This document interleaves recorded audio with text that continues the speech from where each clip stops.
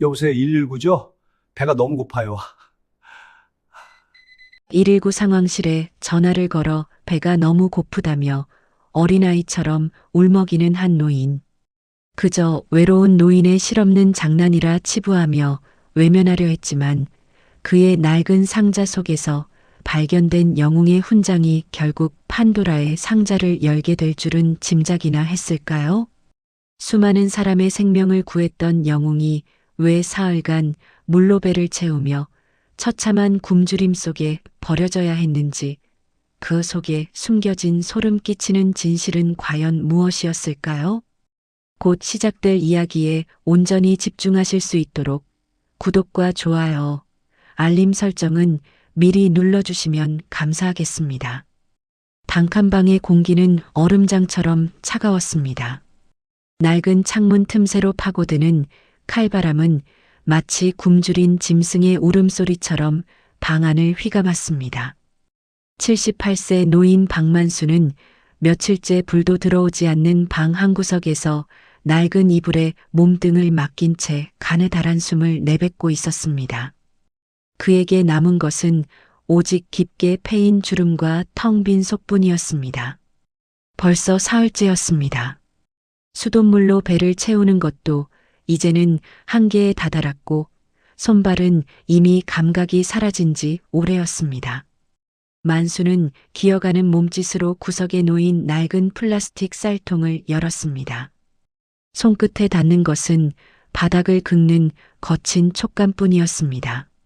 쌀 한 톨, 아니 먼지조차 보이지 않는 그 텅 빈 공간은 마치 그의 남은 인생을 보여주는 것 같았습니다. 아들아. 만수의 입술에서 새어나온 목소리는 갈라진 논바닥처럼 푸석거렸습니다. 벽에 걸린 낡은 사진 속에서 환하게 웃고 있는 아들의 모습이 보였습니다. 10년 전 공사 현장에서 사고로 세상을 떠난 아들. 그 아들의 병원비를 대느라 집도, 땅도, 건강도 모두 잃어버린 만수에게 남은 것은 이 차가운 고독뿐이었습니다. 만수는 서랍 깊숙이 넣어두었던 약봉지를 꺼냈습니다. 한꺼번에 먹으면 고통 없이 잠들 수 있을 거라 생각했습니다. 하지만 막상 죽음의 문턱에 서자 이상하게도 두려움보다 더 크게 밀려오는 것은 사람의 목소리에 대한 갈망이었습니다. 단 한 번만이라도 좋으니 누군가에게 힘들지?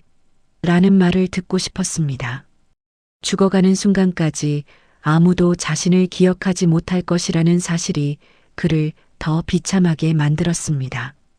그는 떨리는 손으로 낡은 폴더폰을 집어들었습니다.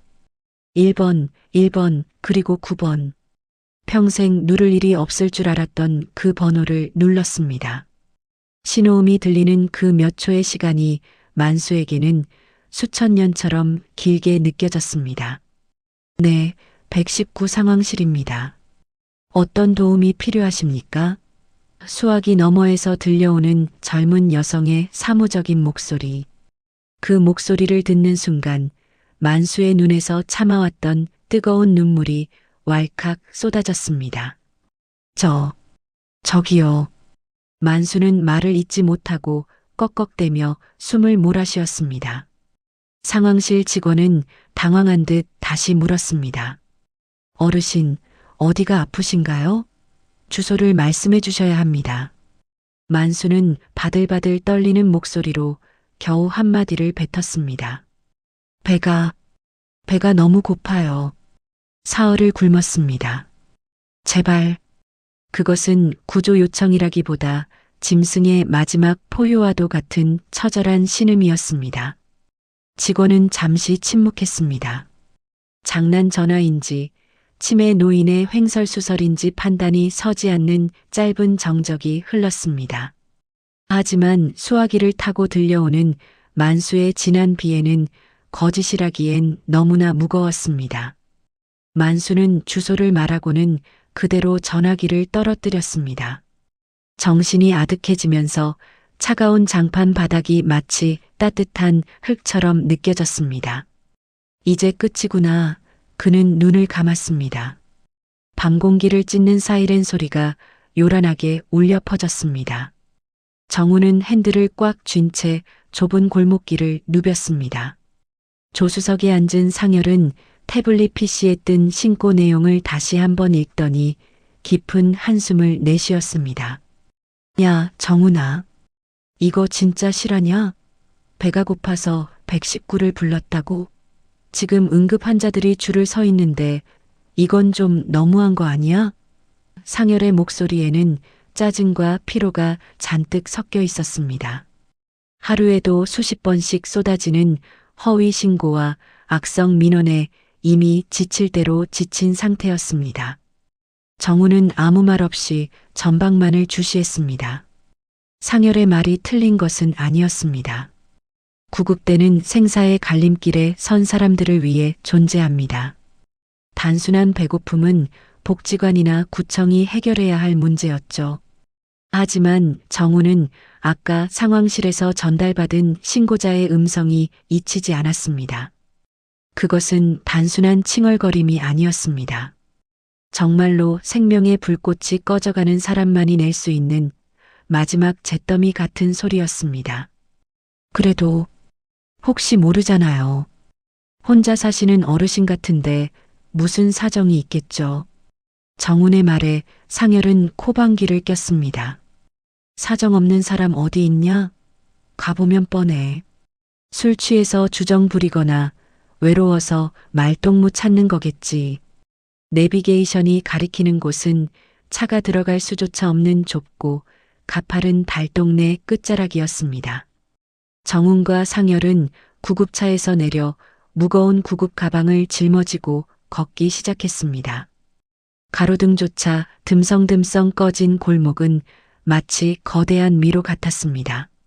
숨이 턱 끝까지 차오를 때쯤 그들은 번지수가 반쯤 떨어진 낡은 철문 앞에 멈춰 섰습니다. 문 사이로 새어나오는 빛조차 없는 캄캄한 집이었습니다. 상열은 인상을 찌푸리며 철문을 거칠게 두드렸습니다. 119입니다. 신고하셨나요? 안에 계세요? 안에서는 아무런 대답이 없었습니다. 정막만이 흐르는 그 공간에서 정우는 왠지 모를 소름이 돋았습니다. 만약 정말로 장난 전화라면 차라리 다행이었습니다. 하지만 이 침묵은 장난이라기엔 너무나 무거웠습니다. 형님, 문이 열려 있는데요? 정훈이 살짝 민문이 끼익 소리를 내며 힘없이 열렸습니다. 문틈 사이로 쏟아져 나온 것은 곰팡이 냄새와 지독한 냉기, 그리고 죽음의 냄새였습니다. 정우는 조심스럽게 방 안으로 들어갔습니다. 손전등 불빛이 어지러운 방 안을 훑쳤습니다. 그리고 빛이 머문 곳에는 낡은 이불 위에 짐짝처럼 던져진 노인이 있었습니다. 어르신, 정신 차려보세요. 정훈이 황급히 다가가 만수의 어깨를 흔들었습니다. 만수의 몸은 얼음처럼 차가웠고 눈은 초점이 흐려진 채 허공을 응시하고 있었습니다. 상열도 뒤늦게 따라 들어와 그 광경을 보고는 말을 잃었습니다. 장난 전화라고 확신했던 그의 얼굴이 순식간에 굳어졌습니다. 정훈아, 혈압 재보고 산소 포화도 확인해. 이거 보통 상황이 아니다. 상열의 목소리에서 냉소는 사라지고 다급함만이 남았습니다. 혈압이 안 잡혀. 너무 말라서 커프가 헛돌아. 상열의 목소리가 떨렸습니다. 수만 명의 환자를 봐온 베테랑이었지만 이토록 뼈만 남은 인간의 신체를 대면하는 것은 흔치 않은 일이었습니다. 정우는 만수의 입에 포도당 젤을 짜넣으며 급히 혈당을 체크했습니다. 결과는 충격적이었습니다. 기계가 측정할 수 있는 최저치보다 낮은 수준이었습니다. 이건 병이 아니라 말 그대로 아사 직전의 상태였습니다. 정우는 홀린 듯 주방으로 향했습니다. 무언가 먹을 만한 것이라도 있을까 싶어 싱크대 문을 열었습니다. 하지만 그곳에는 씻은 지 오래되어 말라비틀어진 그릇 몇 개와 텅 빈 냄비뿐이었습니다. 가스레인지 위에는 먼지가 두껍게 쌓여 있어 오랫동안 불을 쓴 흔적이 없었습니다. 정우는 마지막 희망을 품고 낡은 냉장고 문을 열었습니다. 끼익 소리와 함께 열린 냉장고 내부를 본 정우는 그대로 얼어붙었습니다. 냉장고 안에는 빛조차 들어오지 않았습니다. 전구가 나간 것인지 아니면 전기료를 아끼려 코드를 뽑아둔 것인지 알 수 없었습니다. 칸칸마다 하얀 성에만 가득할 뿐 단 하나의 음식물도 보이지 않았습니다. 그 텅 빈 공간이 정훈의 심장을 짓누르는 것 같았습니다. 그러다 냉장고 문 쪽 한 구석에서 작은 물체 하나가 보였습니다. 그것은 낡은 깻잎 통조림 하나였습니다. 정훈이 그것을 집어들었을 때 차가운 금속의 감촉과 함께 그의 눈에 들어온 것은 유통기한이었습니다.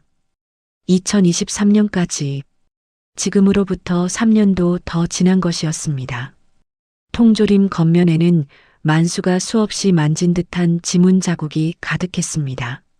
아마도 배가 고플 때마다 그것을 꺼내 들었다가 정말 죽을 것 같을 때 먹으려고 다시 넣어두기를 수백 번 반복했을 것입니다. 정우는 그 통조림을 꽉 쥐었습니다. 세상에, 어떻게 이 지경이 될 때까지. 정훈의 눈시울이 붉어졌습니다. 이 노인은 사회로부터, 이웃으로부터, 그리고 국가로부터 철저히 잊혀진 존재였습니다. 그때였습니다. 열린 문틈으로 누군가의 시선이 느껴졌습니다. 옆집에 사는 최명희 할머니였습니다. 아이고, 이게 무슨 난리여? 명희는 코를 찌르는 방안의 냄새에 미간을 찌푸리면서도 쓰러진 만수의 모습을 보자 안색이 변했습니다. 박씨 정신 좀 차려봐. 이 영감이 왜 이래? 상열이 명희를 막아서며 물었습니다. 이 할아버지 평소에 돌봐주는 사람 없었습니까? 가족은요? 명희는 입술을 달싹이다가 고개를 저었습니다. 가족은 무슨, 아들 죽고 나서 혼자 산 지가 10년이 넘었어. 그래도 평소엔 정정했는데 요 며칠 안 보이길래 어디 마실 나간 줄 알았지. 명희의 목소리에는 미안함과 당혹감이 섞여 있었습니다. 정우는 명희를 쳐다보며 낮은 목소리로 물었습니다. 할머니, 이분 기초수급자 아니세요? 나라에서 돈 나오는 거 없었나요? 그 질문에 명희의 눈동자가 흔들렸습니다. 만수를 들것으로 옮기기 위해 침대 밑을 살피던 상열의 발등에 묵직한 오동나무 상자 하나가 떨어졌습니다. 툭 하고 열린 상자 안에서는 누렇게 변색된 신문 뭉치와 빛바랜 훈장들이 쏟아져 나왔습니다. 상열은 무심코 신문 기사 하나를 집어들었습니다. 기사의 헤드라인을 본 그의 눈이 크게 떠졌습니다. 대형 상가 화재, 목숨 걸고 새 아이 구한 시민 영웅 박만수 씨. 사진 속에는 지금보다 훨씬 젊고 건장한 만수가 3명의 아이를 품에 안고 검게 그을린 얼굴로 웃고 있었습니다. 정훈아, 이거 봐라. 상열의 목소리가 떨렸습니다.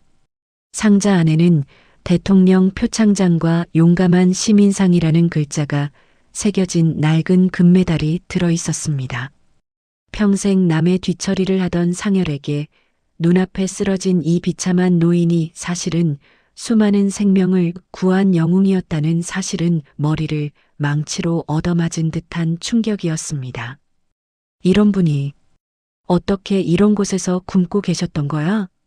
상열은 만수의 메마른 얼굴을 다시 보았습니다. 영웅의 말로는 너무나도 잔혹했습니다. 그때 문 밖에서 지켜보던 명희 할머니가 방 안으로 불쑥 들어와 쏟아진 물건들을 보며 통곡하듯 소리쳤습니다. 아이고, 박씨, 내가 말하라고 했잖아. 왜 그 고생을 혼자 다 짊어지고 이 사다를 내? 명희의 갑작스러운 외침에 정훈이 물었습니다.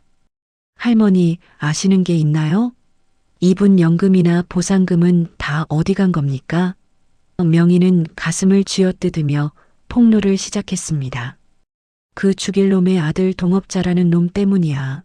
아들 죽고 나서 그놈이 매달 찾아와서 아들이 남긴 빚이 수억이라면서 박 씨가 받는 돈을 싹 다 긁어갔어. 박 씨는 그게 진짜인 줄 알고 아들 이름에 먹칠 안 하려고 입술 꽉 깨물고 밥도 안 먹고 그 돈을 다 준 거다고. 정우는 분노로 온몸이 떨렸습니다. 영웅의 숭고한 희생정신을 이용해 노인의 고열을 빨아먹은 인간이 있다는 사실에 피가 거꾸로 솟는 기분이었습니다. 만수는 자신의 명예보다 아들의 명예를 지키기 위해 훈장을 팔아치우는 대신 굶주림을 선택했던 것입니다. 그놈 어디 있습니까?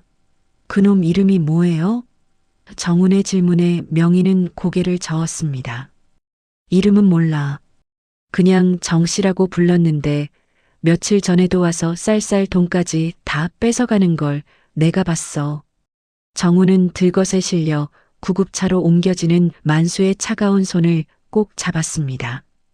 앙상하게 뼈만 남은 그 손이 과거에 3명의 아이를 불길 속에서 끌어올렸던 그 영웅의 손이라는 사실에 가슴이 미어졌습니다. 할아버지, 조금만 버티세요. 제가 꼭 살려드릴게요. 그리고 그놈 가만 안 둡니다. 정운의 목소리는 낮았지만 단호했습니다. 구급차가 다시 사이렌을 울리며 어두운 골목을 빠져나갔습니다. 아까와는 다른 의미의 긴박함이 차 안에 감돌았습니다. 상열은 운전대를 잡은 손에 힘을 주었고 정우는 만수의 심박수를 확인하며 연신 기도를 올렸습니다. 이제 이것은 단순한 구조 활동이 아니었습니다. 무너진 영웅의 삶을 되찾아주기 위한 두 구급대원의 목숨을 건 싸움의 시작이었습니다. 응급실의 공기는 만수가 머물던 단칸방만큼이나 차갑고 건조했습니다. 요란한 기계음과 의료진의 다급한 외침 속에서 만수는 창백한 인형처럼 누워 있었습니다. 의사는 고개를 저으며 정운에게 말했습니다. 장기들이 이미 제 기능을 못하고 있어요. 이건 병이라기보다 서서히 말라 죽어간 겁니다. 어떻게 이 지경이 될 때까지 아무도 몰랐죠? 그 말은 정운의 심장에 비수처럼 꽂혔습니다. 타인의 생명을 구하는 구급대원이라고 자부해왔지만 바로 곁에서 죽어가는 영웅을 알아보지 못했다는 사실이 그를 괴롭혔습니다. 정우는 응급실 밖 복도 벤치에 털썩 주저앉았습니다. 그의 곁에는 상열이 만수의 유품처럼 챙겨온 낡은 수첩이 놓여 있었습니다. 상열은 담배를 피우지 않음에도 습관처럼 손을 떨며 수첩을 넘겼습니다. 정훈아, 이것 좀 봐라. 이게 다 돈 보낸 기록이다. 수첩 안에는 삐뚤삐뚤한 글씨로 날짜와 금액이 적혀 있었습니다. 매달 지급되는 연금과 아들의 사망 보상금 분할액이 들어오는 날이면 어김없이 정 실장이라는 이름에게 거의 전액이 빠져나가고 있었습니다. 만수는 자신을 위해 단 10,000원도 쓰지 못한 채 사흘을 굶으면서도 그 돈을 보냈던 것입니다. 정우는 스마트폰을 꺼내 10년 전 아들의 사고 기사를 다시 검색했습니다. 건설 현장 추락사고, 미흡한 안전관리, 그리고 기사 하단에 달린 짧은 코멘트 하나가 정운의 눈에 들어왔습니다. 유가족의 보상금 관리를 돕기로 한 동업자 정모 씨. 정운은 직감했습니다. 명희 할머니가 말한 그 정 씨가 바로 이자라는 것을요. 만수는 죽은 아들의 유일한 친구이자 동업자라는 남자를 철석같이 믿었을 것입니다. 아들의 빚을 갚아야 하늘나라에서 아들이 편히 쉰다는 그 파렴치한 거짓말에 속아 평생을 바친 영웅의 명예와 마지막 생명줄까지 내던진 것이었습니다. 복도 끝에서 사회복지사가 다급하게 다가왔습니다. 박만수 어르신 기록을 찾아봤는데 이상해요. 서류상으로는 경기도에 아파트 한 채를 보유한 자산가로 되어 있어서 수급 대상에서 제외되어 있었어요. 정우는 헛웃음이 나왔습니다. 그 사기꾼은 만수의 명의를 도용해 서류까지 조작하여 만수가 국가의 도움조차 받지 못하게 철저히 고리시켰던 것입니다. 거대한 거미줄에 걸려 서서히 피를 말려가는 나비처럼 만수는 그렇게 10년을 버텨온 것이었습니다. 정우는 주먹을 꽉 쥐었습니다. 그놈, 지금 어디 있는지 반드시 찾아야 합니다. 정우는 유리창 너머로 인공호흡기에 의지해 가쁜 숨을 내쉬는 만수를 바라보았습니다. 세상은 그를 영웅이라 부르며 메달을 쥐어주었지만 정작 그가 배고픔에 신음할 때 손을 내민 사람은 아무도 없었습니다. 정우는 유리에 손을 얹고 나지막이 속삭였습니다. 할아버지, 미안합니다. 너무 늦게 와서 정말 죄송합니다. 하지만 이제 제가 끝까지 싸울게요. 그놈이 뺏어간 거 전부 다 돌려놓겠습니다. 정훈의 눈에서 뜨거운 눈물 한 방울이 흘러내렸습니다. 그것은 단순한 동정이 아니라 불의에 맞서겠다는 투사의 맹세였습니다. 15일 오후 달동네의 낡은 골목에는 어울리지 않는 검은색 독일제 세단 한 대가 미끄러지듯 들어왔습니다. 차 문이 열리고 내린 남자는 머리부터 발끝까지 명품으로 휘감은 40대 정 실장이었습니다. 그는 코를 찌르는 골목의 악취에 인상을 찌푸리며 손수건으로 코를 막았습니다. 아유, 이 노인네는 왜 아직도 안 죽고 버텨서 사람을 오게 만들어? 그의 입에서 나온 말은 독사처럼 차갑고 잔인했습니다. 그는 만수의 단칸방으로 향하며 가방에서 가짜 채무 확인서를 꺼내 들었습니다. 정훈과 상열은 담벼락 뒤에서 그 광경을 지켜보고 있었습니다. 정 실장의 화려한 금시계가 햇빛을 받아 번쩍일 때마다 정훈의 심장은 분노로 타올랐습니다. 저 시계 하나면 만수 어르신이 10년은 배불리 먹었을 가격이었습니다. 정 실장이 만수의 집 문을 거칠게 발로 차며 들어갔습니다. 어이 박씨, 돈 준비됐어? 오늘 안 내놓으면 그 아들 묘지도 다 파헤쳐버릴 줄. 하지만 방 안은 비어 있었고 그를 기다리는 것은 서늘한 정적뿐이었습니다. 박씨 어르신은 병원에 계신다. 이 악마 같은 놈아. 정훈이 번개처럼 방 안으로 뛰어들어 정 실장의 멱살을 낚아챘습니다. 정 실장은 당황하며 소리를 질렀습니다. 뭐야? 당신들 누구야? 이거 안 놓아? 내가 누군 줄 알고. 상열이 뒤따라 들어와 정 실장의 손목을 비틀어 꺾었습니다. 누구긴 내 놈이 죽이려던 영웅의 증인들이다. 박만수 어르신 돈 다 어디에 썼어? 정 실장은 잠시 주춤하더니 이내 뻔뻔하게 비웃었습니다. 돈? 그 노인네가 원해서 준 거야. 아들 빚 갚겠다고 자기 발로 바친 거라고. 당신들이 무슨 상관인데? 그 말에 정훈의 이성이 끊어지는 소리가 들렸습니다. 정훈은 정 실장을 벽으로 강하게 밀어붙이며 외쳤습니다. 빚? 아들이 남긴 건 빚이 아니라 너 같은 놈한테서 아버지를 지켜달라는 부탁이었겠지. 너 때문에 그분은 사흘을 물만 마시고 버텼어. 죽기 직전에 119에 전화해서 배고프다고 우셨단 말이다. 정 실장은 정훈의 서슬 퍼런 기세에 눌려 입을 벙긋거릴 뿐 아무 대답도 하지 못했습니다. 그의 발치에 떨어진 가짜 채무 서류들이 만수의 억울한 세월처럼 흩날렸습니다. 상열은 차분하게 경찰에 신고 전화를 걸었습니다. 여기 달동네 42번지입니다. 노인 대상 상습 사기 및 사문서 위조 용의자를 확보했습니다. 즉시 출동 바랍니다. 정 실장은 그제야 사태의 심각성을 깨닫고 바닥에 엎드려 빌기 시작했습니다. 잘못했습니다. 돈 다 돌려드릴게요. 제발 경찰만은. 정우는 차가운 눈빛으로 그를 내려다보았습니다. 돈으로 해결될 문제가 아니야. 당신은 한 사람의 인생을 그리고 이 나라의 영웅을 짓밟았어. 그 대가는 감옥에서 평생 치러야 할 거다. 멀리서 경찰차의 사이렌 소리가 들려오기 시작했습니다. 10년의 어둠이 거치는 소리였습니다. 중환자실의 기계가 규칙적인 비프음을 내뱉던 밤, 만수의 손가락이 미세하게 떨렸습니다. 그리고 서서히 아주 무겁게 그의 눈꺼풀이 들어 올려졌습니다. 처음 본 것은 하얀 천장이었고 두 번째로 본 것은 며칠 밤을 꼬박 세워 눈이 충혈된 정훈의 얼굴이었습니다. 어르신, 정신이 드세요? 정훈의 떨리는 목소리에 만수는 갈라진 입술을 겨우 떼었습니다.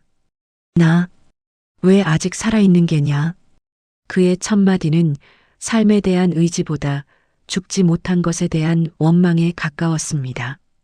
정훈은 만수의 손을 꼭 잡고 모든 사실을 털어놓았습니다. 정 실장이 잡혔다는 것, 아들의 빚은 모두 거짓이었다는 것, 그리고 이제 더 이상 굶지 않아도 된다는 것까지. 하지만 만수의 반응은 예상 밖이었습니다. 그는 고개를 가로저으며 아이처럼 꺽꺽 소리를 내어 울기 시작했습니다.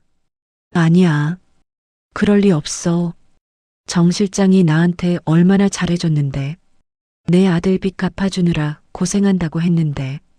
만수에게 정 실장은 10년 동안 유일하게 자신을 찾아와 준 가족 같은 존재였습니다. 그 존재가 자신을 갉아먹던 기생충이었다는 사실은 배고픔보다 더 잔인한 고통으로 다가왔습니다. 만수의 통곡 소리는 병실 밖까지 새어나갔습니다. 복도를 지나던 간호사들도 회진을 돌던 의사들도 발걸음을 멈추고 영웅의 비통한 울음에 귀를 기울였습니다. 그들은 이미 알고 있었습니다. 이 노인이 20년 전 불길 속에서 아이들을 구하기 위해 자신의 패를 태워가며 달렸던 그 사람이라는 것을요. 병원장은 조용히 병실로 들어와 만수의 발치를 지켰습니다. 어르신, 걱정하지 마십시오. 병원에서 모든 비용을 책임지겠습니다. 국가에서도 어르신을 위한 훈장과 보상을 다시 준비하고 있습니다. 하지만 만수의 귀에는 그 어떤 위로도 들리지 않았습니다.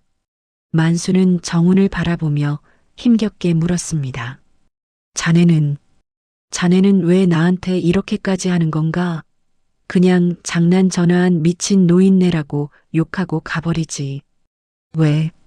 만수의 눈동자에는 자책과 의문이 가득했습니다. 정훈은 잠시 침묵하다가 품속에서 낡은 사진 한 장을 꺼냈습니다.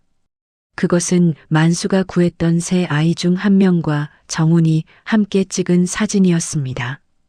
할아버지가 20년 전에 구했던 그 꼬마, 제 가장 친한 친구였습니다.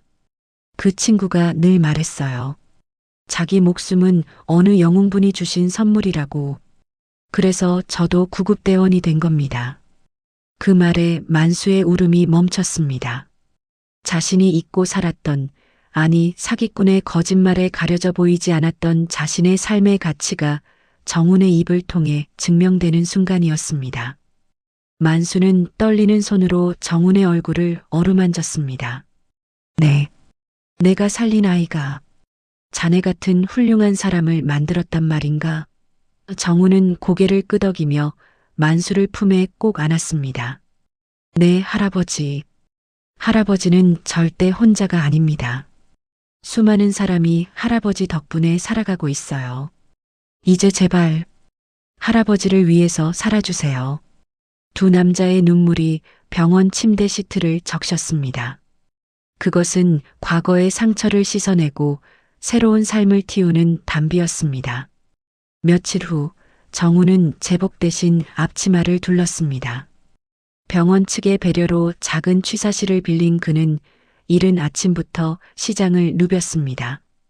가장 기름진 쌀 횡성에서 공수해온 소고기, 그리고 만수 어르신이 좋아하신다는 깻잎까지. 정훈은 생전 처음 해보는 요리에 땀을 뻘뻘 흘리면서도 입가에는 미소가 떠나지 않았습니다. 옆에서 마늘을 까던 상열이 핀잔을 줬습니다.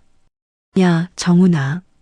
미역국에 마늘을 그렇게 많이 넣으면 어떡해? 어르신 입맛 버리겠다.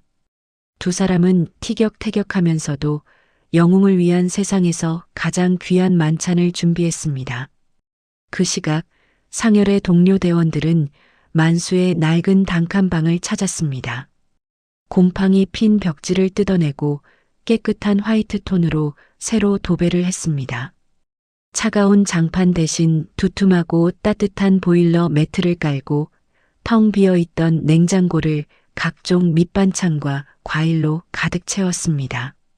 멈춰있던 벽시계에 새 건전지를 끼우자 다시 째깍째깍 기분 좋은 소리가 방 안을 채웠습니다. 죽음의 냄새가 가득했던 방은 이제 사람이 살 수 있는 집이 되었습니다. 어르신, 식사하세요. 제가 직접 만든 거라 맛은 보장 못합니다. 정훈이 쑥스러운 듯 쟁반을 들고 들어왔습니다. 뚜껑을 열자 갓 지은 쌀밥의 구수한 향기가 병실 가득 퍼졌습니다. 만수는 한동안 밥상을 멍하니 바라보았습니다. 사흘간 물로 버티며 죽음을 기다리던 그에게 이 따뜻한 김은 환상처럼 느껴졌습니다. 만수는 떨리는 손으로 숟가락을 들었습니다. 그리고 첫 술을 뜨기 전 허공을 향해 나지막이 불렀습니다. 아들아, 이제 걱정 마라. 아비 밥 먹는다. 따뜻한 밥 먹어. 그 첫 술이 입에 들어가는 순간 만수의 눈에서 굵은 눈물방울이 밥그릇으로 떨어졌습니다. 참 달다. 밥이 참 달아. 만수는 꾸역꾸역 밥을 입에 밀어 넣었습니다. 그것은 단순한 식사가 아니라 10년 동안 잃어버렸던 삶의 맛을 되찾는 과정이었습니다. 정훈과 상열은 그 모습을 보며 말없이 서로의 어깨를 토닥였습니다. 이제야 비로소 구조가 끝난 기분이었습니다. 만수의 사연이 방송을 탄 후 병원에는 기적이 일어났습니다. 영웅님, 힘내세요라는 편지와 함께 전국 각지에서 후원금과 쌀 가마니가 배달되었습니다. 명희 할머니도 쑥스러운 듯 빨간 통에 담긴 김치를 들고 찾아왔습니다. 박씨, 내가 미안했어. 앞으로는 내가 매일 문 두드릴 테니까 귀찮아하지 마. 만수는 환하게 웃으며 고개를 끄덕였습니다. 정우는 만수의 손에 최신형 휴대폰 하나를 쥐어주었습니다. 할아버지, 여기 1번 누르면 바로 저한테 연결돼요. 이제 119 말고 저한테 전화해서 밥 먹자고 하세요. 아셨죠? 만수는 정훈의 손을 꼭 잡았습니다. 고맙네. 정말 고마워. 창밖의 겨울바람은 여전히 차가웠지만 만수의 병실만큼은 봄날처럼 따뜻했습니다. 만수가 병원 문을 나서는 날 하늘은 눈이 시리도록 푸르렀습니다. 사흘간의 굶주림으로 죽음의 문턱까지 갔던 노인의 모습은 온데간데 없었습니다. 정훈과 상열의 정성 어린 간호 그리고 시민들의 따뜻한 응원 덕분에 만수의 얼굴에는 다시 혈색이 돌았고 굽어있던 등도 조금은 펴진 듯 했습니다. 병원 로비에서 배웅하던 간호사들은 만수의 손을 잡으며 연신 건강하시라는 인사를 건넸고 만수는 쑥스러운 듯 고개를 숙이며 연신 고맙습니다를 연발했습니다. 병원 문 밖에는 정훈이 구급차 대신 자신의 승용차를 대기시키고 있었습니다. 할아버지, 이제 진짜 집으로 가셔야죠.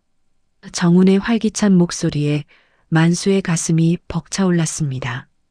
달동네 좁은 골목에 들어서자 만수는 자신의 눈을 의심했습니다. 칙칙했던 골목 어귀에는 박만수 영웅님의 귀환을 환영합니다라는 화려한 현수막이 걸려 있었고 낡았던 그의 집 대문은 밝은 나무색으로 새로 칠해져 있었습니다. 명희 할머니를 비롯한 동네 사람들이 길가로 나와 박수를 쳤습니다. 박씨, 고생했어. 이제 밥 굶지 말고 우리랑 같이 잘 살자고. 사람들의 목소리에는 미안함과 반가움이 섞여 있었습니다. 구청에서는 그동안 정 실장에게 가로채었던 만수의 연금과 보상금을 전액 보전해 주기로 결정했고, 만수는 이제 더 이상 돈 걱정 없이 노후를 보낼 수 있게 되었습니다. 텅 비어 있던 쌀통은 전국 각지에서 보내온 햅쌀로 가득 찼고, 냉장고는 이웃들이 가져다 준 밑반찬으로 빈틈이 없었습니다. 만수는 자신의 방에 앉아 째깍거리는 시계 소리를 들으며 비로소 자신이 살아있음을 느꼈습니다. 며칠 후 만수는 정훈과 함께 아들의 묘소를 찾았습니다. 10년 동안 죄책감과 사기꾼의 협박 속에서 아들의 이름 앞에 고개를 들지 못했던 만수였습니다. 하지만 이제는 달랐습니다. 그는 정성스럽게 닦은 아들의 묘비 앞에 따뜻한 밥 한 공기를 올려두었습니다. 아들아, 이제 아비가 내 명예를 지켰다. 그놈은 죗값을 받으러 갔다더라. 너도 이제 그곳에서 편히 쉬어라. 만수의 목소리는 떨렸지만 더 이상 슬픔에 잠겨 있지 않았습니다. 묘소 위로 불어오는 바람이 마치 아들의 대답처럼 만수의 흰 머리칼을 부드럽게 쓰다듬었습니다. 옆에 서 있던 정우는 만수의 어깨를 든든하게 감싸 안았습니다. 영웅은 이제 외롭지 않았습니다. 할아버지, 수박이 참 달아요. 정훈이 시원하게 수박을 베어 물며 웃었습니다. 어느덧 만수와 정훈은 피를 나눈 가족보다 더 가까운 사이가 되었습니다. 정훈은 비번인 날이면 어김없이 만수의 집을 찾아와 말동무가 되어 주었고, 만수는 그런 정훈을 위해 손수 옥수수를 삶아 기다리곤 했습니다. 만수는 서랍장에서 깊숙이 넣어두었던 상자를 꺼냈습니다. 그리고 빛나는 금메달을 정훈의 손에 쥐어주었습니다. 이보게, 정대원. 이건 자네가 가져야 하네. 자네가 아니었으면 이 훈장은 평생 어둠 속에서 썩었을 거야. 정훈은 당황하며 손사래를 쳤습니다. 아니에요, 할아버지. 이건 할아버지가 목숨 걸고 구하신 아이들의 생명 그 자체잖아요. 할아버지 가슴에 있을 때 가장 빛나는 법이에요. 만수는 이제 더 이상 숨어 살지 않았습니다. 그는 지역 복지관에서 아이들에게 옛날 이야기를 들려주는 이야기 할아버지로 활동하기 시작했습니다. 그가 들려주는 화재 현장에서의 무용담은 아이들에게 가장 인기 있는 이야기였습니다. 여러분, 진짜 영웅은 힘이 센 사람이 아니에요. 무서워도 남을 위해 한 발자국 더 나가는 사람이지요. 만수는 아이들을 보며 자신의 아들을, 그리고 자신을 구한 정훈을 생각했습니다. 사랑은 그렇게 돌고 돌아 다시 사랑으로 돌아온다는 것을 만수는 인생의 끝자락에서야 비로소 깨달았습니다. 그의 단칸방에선 더 이상 배고픈 신음이 아닌 아이들의 웃음소리가 피어올랐습니다. 정우는 다시 구급차에 올랐습니다. 사이렌 소리는 여전히 긴박하게 울려 퍼졌지만 이제 그 소리는 죽음의 예고가 아니라 생명을 향한 뜨거운 약속처럼 들렸습니다. 그는 알고 있었습니다. 자신이 오늘 구하는 누군가가 내일의 영웅이 될 수도 있고 누군가의 소중한 아버지가 될 수도 있다는 것을요. 본부 출동 중입니다. 이번에도 반드시 살리겠습니다. 정훈의 목소리에는 확신이 차 있었습니다. 노을 지는 도시의 풍경 위로 만수의 마지막 독백이 겹쳐졌습니다. 고맙네, 나를 다시 사람으로 살게 해줘서. 세상의 모든 119소리가 희망으로 변하는 순간 이야기는 긴 여운을 남기며 끝이 납니다. 이번 이야기 여러분은 어떻게 보셨나요? 댓글로 여러분의 소중한 생각을 자유롭게 남겨주세요. 구독과 좋아요, 알림 설정은 다락방 열차가 다음 역을 향해 나아가는데 가장 큰 힘이 됩니다. 시청해 주셔서 진심으로 감사합니다.